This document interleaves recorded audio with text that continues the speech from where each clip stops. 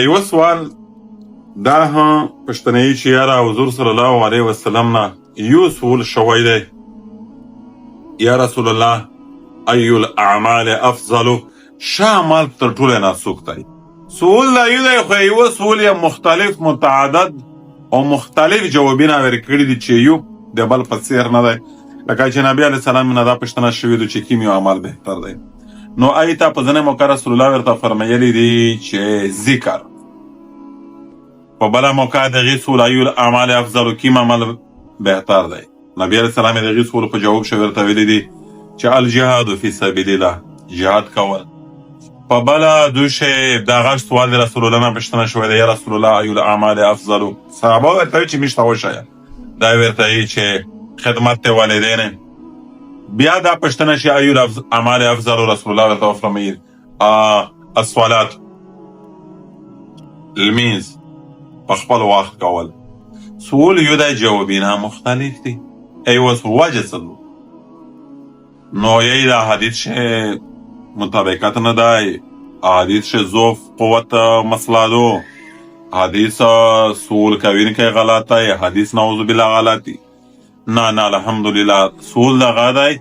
ایوه سوال د کوي حدیث پرو سره متعدد جوابونه دي، خو دا جوابونه یې ویلې دومره مختلف دي. د یوه سوال چې حضور صلی الله علیه وسلم د حالات مطابق سړي ته وکتل چې په چا دا سړیو پوښتنه پرې وکړله، داسې خلک چې پاک شو د ذکر کمي وه، هلته یې بیا وویل چې ذکر افضل دی.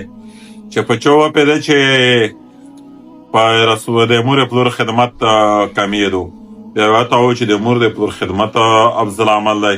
چې په چا وپوهېده چې جهاد نه تر څټ سي، بیا هغې انسان ته وویل چې تا جهاد کا په خپل ټیم. مطلب سوال کوونکي د کامې مطابق د هغې ورپېره کولې مطابق جواب ورکوو، چې یعنې په توګ شه دا کامې دو ته دا شی کوه، تو د پوره دا افضل عمل دی. دوام توجیه دا د دغې سوال دا تمام محدثین سیاسی تک چې دا سوال هډر درمي، دا حدیث هډر درمي او مسنا پارینا یو ژوند کې چې په میسج لږلی وه واته هم دا سوال شوی دی. چې بله جواب دا دی دغې سواله چې د حالات مطابق رسول الله جواب ورکړی دی. په کوم وخت چې د ذکر کمي وه، دا پوښتنه وشو، نبي علیه السلام ایزهول ماحول وکوته، بیا یې دا جواب ورکړه چې یاره ذکر په دا ویس وخت ډېر شي. چې کله دا ماحول حضور صلی الله علیه وسلم ته دا فهم شه چې یاره په لمانځي کښې کمي دو، هغې حالات مطابق د لمانځي د فضیلت تاکید ورته کوو، جواب ورکوو چې یاره تو سې که لمانځي نه په خپل ټیم چې کله د جهاد نه جذبات احساسات رسول الله ته شوي دي، په وخت چې کله پوښتنه کړې دو، خوږه پیغمبر ورته فرمایلی دي چې یاره جهاد فی سبیل الله افضل الاعمال.